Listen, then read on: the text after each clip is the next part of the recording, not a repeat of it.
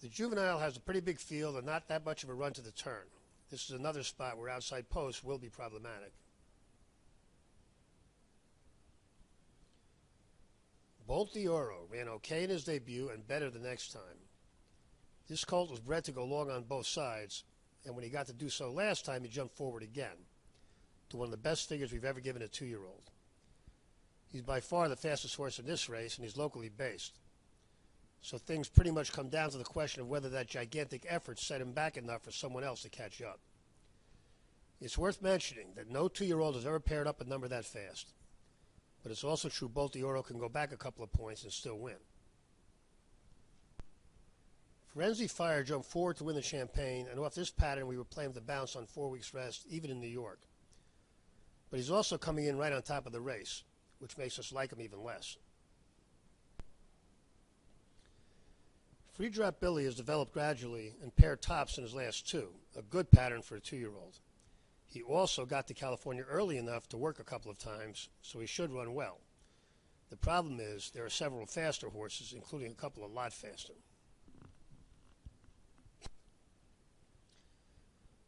Good Magic was a $1 million yearling, and there's a chance he might be worth that.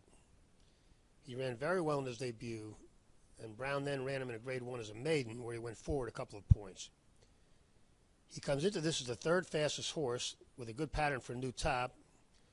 The only negative is his late cross-country ship, and by now we will have a sense of how Chad Brown's shippers are running. Whatever this one does here, he should be a serious horse down the line. Salamini ran well in his debut and really well in his second when sent the distance. But few people noticed because Bolt D'Oro ran even better.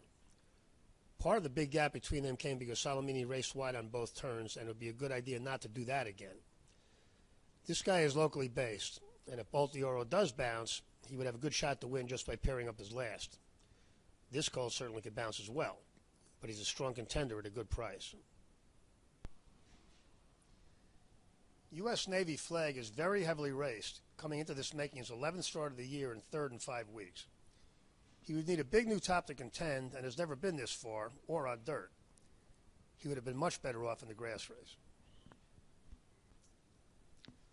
Bolt D'Oro drew terrible, but is still the one to beat. Salamini drew great, and is a clear play here at a decent price. If some of Chad Brown's dirt horses have run well, Good Magic is usable.